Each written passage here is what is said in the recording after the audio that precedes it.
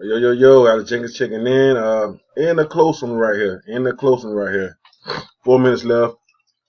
Uh, ended up trade on USD JPY. I got in this position late. I shouldn't got in it because I was in this position late, but it was still moving down to the downside. Let's go to the charts here. Here we go.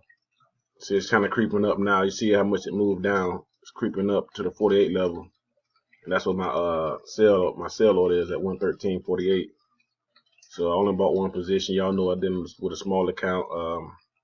Got 3 minutes left on this thing. It's been holding steady right there, at 46 for a while.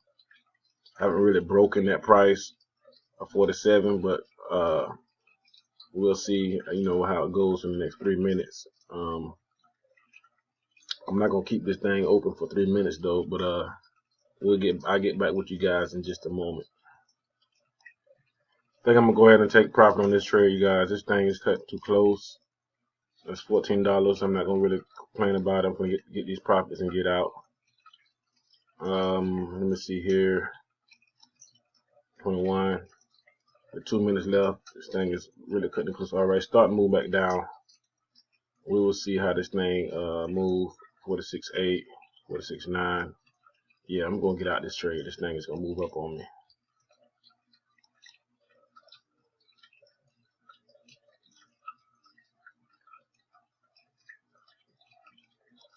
All right, guys, that's what it is. Thing was moving up on me. I'm gonna see what it's gonna continue to do. This EJ. Let's go to USD here at 12.